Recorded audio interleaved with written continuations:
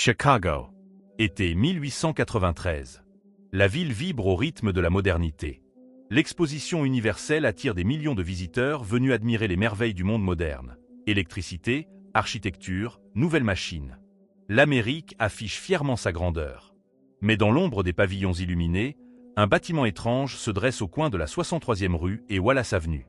Sa façade est terne, presque sans fenêtres. Les habitants l'appellent déjà le château. À l'intérieur, personne ne sait vraiment ce qu'il s'y passe. Ceux qui y entrent ne ressortent pas toujours.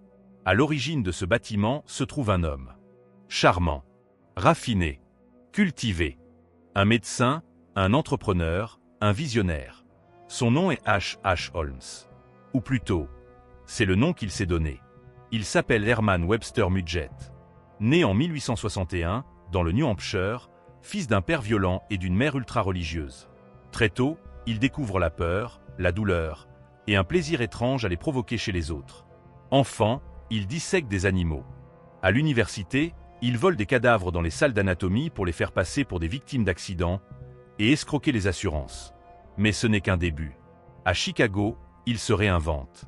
Il change de nom, devient pharmacien, puis investisseur, puis architecte improvisé. Et en quelques mois, il construit un immeuble entier. 3 étages, un sous-sol, plus de 100 pièces, des couloirs sans fin.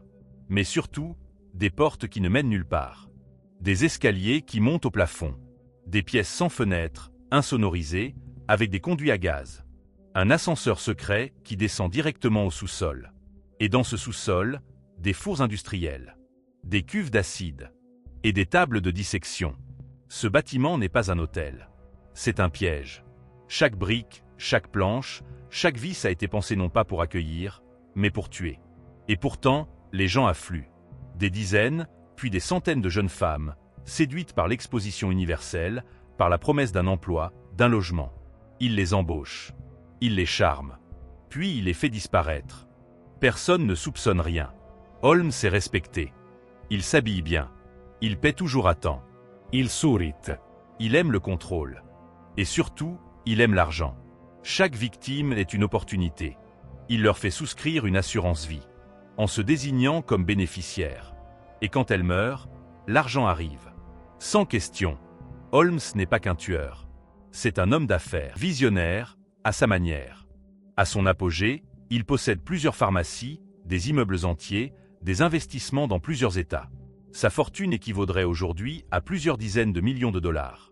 Mais chaque empire, même bâti sur le sang, finit par vaciller. Un jour, un associé disparaît. Puis 2. L'un d'eux avait un enfant. Un petit garçon de 6 ans. L'enfant disparaît aussi. Et c'est là que tout bascule. Nous sommes en 1894. Holmes fuit Chicago. Il voyage sous de faux noms. Philadelphie, Boston. Toronto. mais il laisse des traces. Il est arrêté à Boston. Pas pour meurtre, mais pour fraude. Et c'est au cours de l'interrogatoire que les enquêteurs commencent à remonter le fil. La police de Chicago entre enfin dans le château. Ce qu'ils découvrent dépasse tout ce qu'ils avaient pu imaginer. Dans les murs, des squelettes. Dans le sol, des ossements brûlés. Des vêtements de femmes. Des bijoux. Des carnets. Dans le sous-sol, des outils chirurgicaux. Des restes humains immergés dans de l'acide. Une table de vivisection.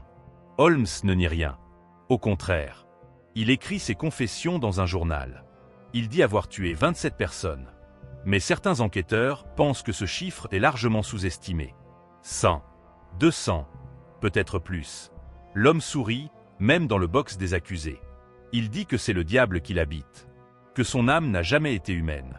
Le 7 mai 1896, à 10h12 du matin, H. Holmes est pendu à Philadelphie. Mais même sa mort n'a rien de normal. Il demande à ce que son corps soit enterré, dans du béton.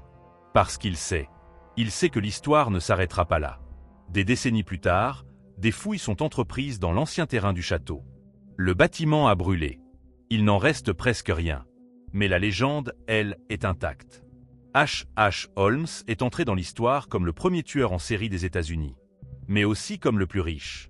Un homme qui a su transformer la peur, la douleur et la mort en profit.